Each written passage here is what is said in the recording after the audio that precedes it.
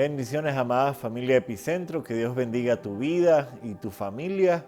Queremos extender un abrazo a todos aquellos que nos ven a través de esta plataforma y bendecir cada uno de sus hogares y en estos altares familiares, los cuales pedimos a Dios que sigan manteniéndose encendidos para que su amor, su favor esté contigo y con los tuyos. Continuamos con Romanos capítulo 8 en esta serie de Nuevo Normal y quiero que me acompañes al verso 18 ahí en tu Biblia. Hay algo muy interesante que nos muestra aquí el apóstol Pablo. Durante muchos años tuve la bendición de servir a Dios en algunos ministerios, pero uno de ellos en particular creo que marcó una diferencia clave en mi vida. Hacíamos misiones en una isla llamada Santay en Guayaquil hace muchos años y esa misión duró mucho tiempo, unos 4 años más o menos, donde habían varias necesidades en esa comunidad. Habían necesidades de vivienda, de agua potable, de luz eléctrica, de alfabetización y muchas otras cosas de trabajo, y era una comunidad de más o menos 30, 40 familias que vivían ahí.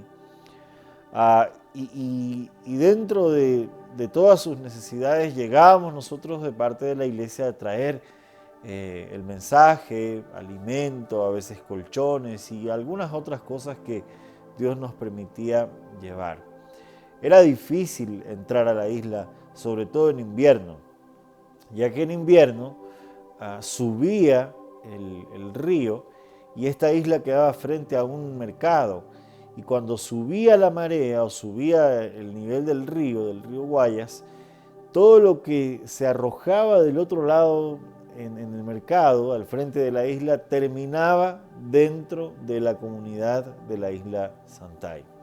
Y en invierno, cuando teníamos que llevar cosas, llegábamos en bote y luego teníamos que bajarnos con el agua y el lodo casi hasta el pecho, y todo lo que flotaba alrededor de esa agua, llevando estas cajas de alimentos o colchones o varias cosas que Dios nos permitía llevar y bendecir a estas familias. Y esto me llevaba a pensar, porque mientras estaba haciendo esas misiones, yo tenía una necesidad fuerte en casa. Estaba pasando una situación de crisis compleja de algunos años,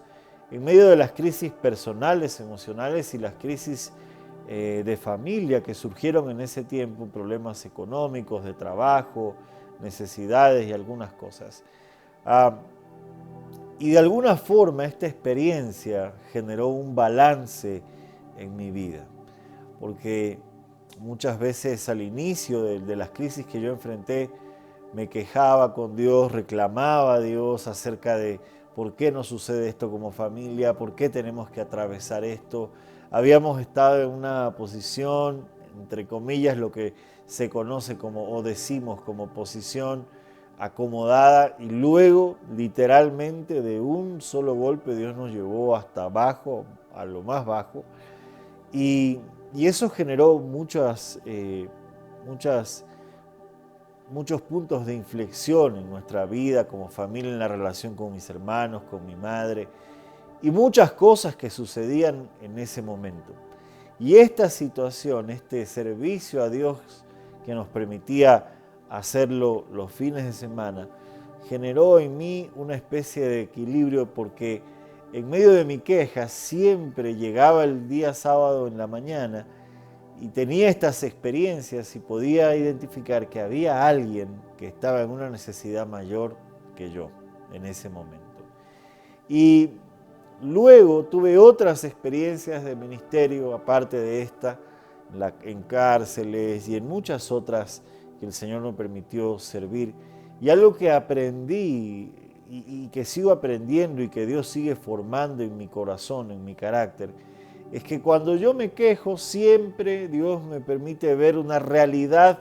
distinta a la mía, en la que hay alguien que está en una necesidad mayor. Y no necesariamente solo hablando o refiriéndonos al plano económico. A veces, en medio de mi queja contra Dios, encontraba gente que estaba entre comillas, mucho mejor que yo, pero tenía un sufrimiento y una carga de vida y una lesión, una fractura en su alma, en su corazón, en su mente, tan grave que ninguna situación o posición económica o dinero podía llenar esos vacíos en su vida. Y literalmente vi muchas de esas personas sufrir a lo largo de las experiencias que Dios me permitió vivir. Creo que de las personas que más vi sufrir fueron personas que tal vez estaban muy bien acomodadas en lo material, pero que espiritualmente y emocionalmente habían enfrentado o estaban enfrentando crisis que realmente los habían llevado al extremo, muchos de ellos al punto de querer quitarse la vida y otras cosas. Sin embargo, dentro de estas experiencias difíciles, pude encontrar siempre esta enseñanza de que hay alguien que siempre está esperando ese abrazo, esa palabra, esa mano, ese brazo de misericordia que nos muestra que hay una realidad que camina junto a la nuestra, que es más difícil para otros en medio de lo que nosotros nos quejamos. Y esto en ningún modo pretende minimizar nuestro sufrimiento y nuestros problemas y nuestras situaciones alrededor. Pero Dios quiere llevarnos a entender lo gratos que debemos ser en medio de cualquier situación adversa, que el gozo de Dios y del Espíritu Santo y que esta vida del Espíritu debe llevarnos a tener gratitud en medio de cualquier situación. Pablo hablaba de abundancia, hablaba de escasez y él decía que había aprendido a ser fiel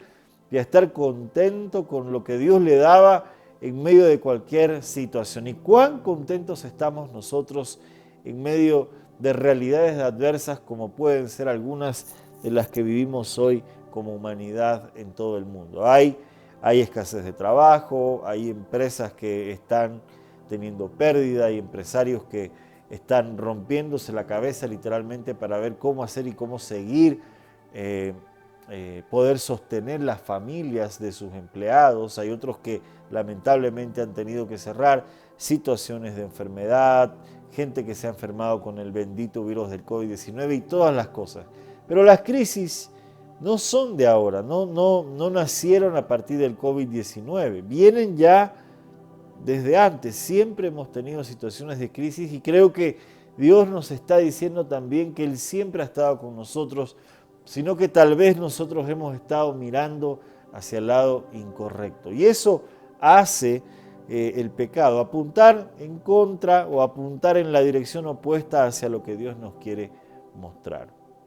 Dios no nos condena, sino que nos llama al arrepentimiento y a través de esa nueva esperanza en Cristo podemos encontrar este fruto del Espíritu maravilloso que es el gozo de Dios, que nos permite ser gratos en medio de la adversidad, entender que Jesús está en el bote, en medio de la tormenta, y que hay esperanza para nosotros, aunque el pronóstico sea dificultades o sea tormentas u olas que tú puedas ver alrededor de tu vida ahora. Dios quiere que entendamos esto, y en Romanos 8, 18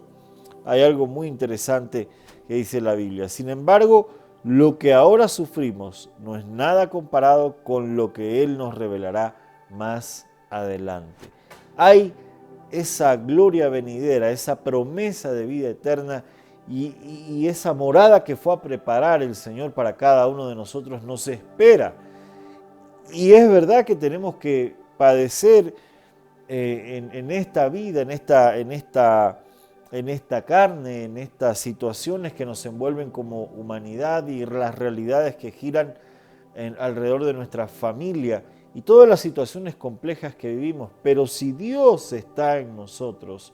podemos mirar el horizonte con esperanza, podemos ver más allá y ver lo que otros no ven y ver lo que Dios quiere mostrarnos en medio de una situación de crisis. Dar gracias en medio de la adversidad es algo sanador. No es un acto de locura, no es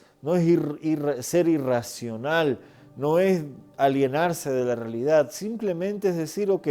estoy en una situación adversa, pero doy gracias por lo que tengo y estoy seguro que de la mano de Dios puedo salir adelante porque Él está conmigo. Porque los sufrimientos que tengo hoy no se van a comparar en nada con lo que el Señor ha preparado para mí, para mi familia, para la tuya y para todos aquellos a quienes Cristo en su amor dio su vida y ha salvado. Pero no todos disfrutan de esta esperanza, porque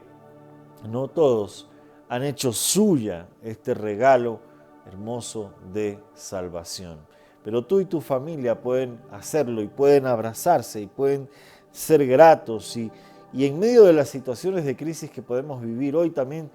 podemos reconocer, identificar algunas cosas que hay que podemos agradecer a Dios hoy. ¿Qué tienes para agradecerle hoy a Él? ¿Por qué le puedes agradecer hoy a Él?